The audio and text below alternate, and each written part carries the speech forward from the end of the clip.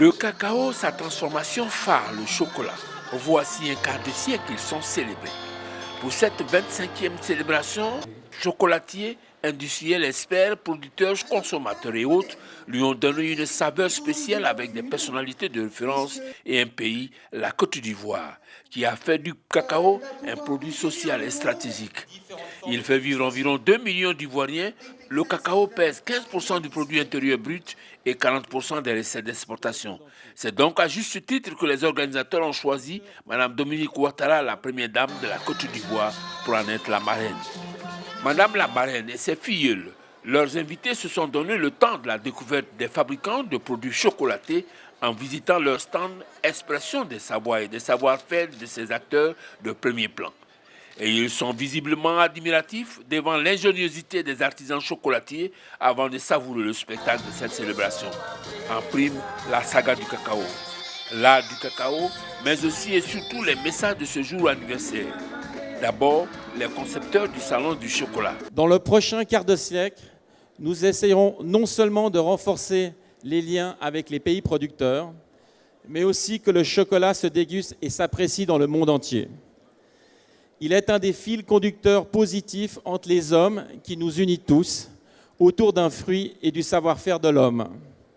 Le salon sera un des acteurs pour dynamiser et animer cette culture ainsi que ce lien universel. Ensuite, les messages de la marraine autour de 3 thématiques.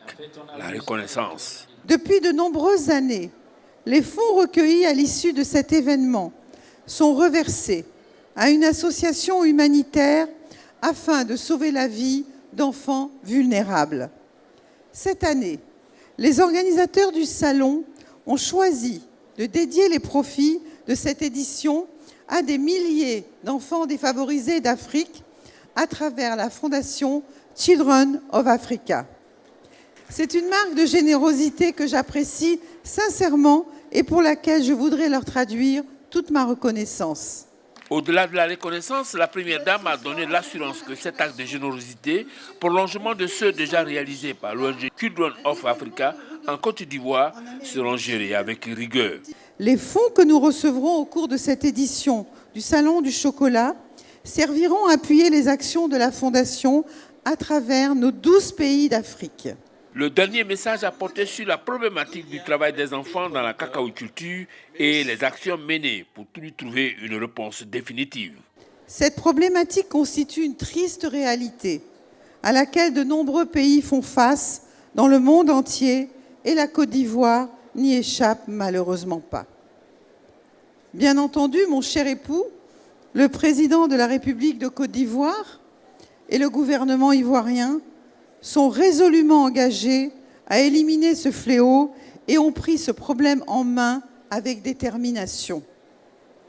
À titre personnel, avec le Comité national de lutte contre la traite, l'exploitation et le travail des enfants, que je préside, nous agissons avec tous les partenaires pour assurer la protection et la promotion des droits des enfants afin d'éliminer ce fléau. Une autre page du salon s'ouvre sur de nouvelles perspectives donc, avec un cacao sain, loin de la déforestation et un nouveau dirigeant, Gérald Palacieux, à qui la première dame a souhaité plein succès.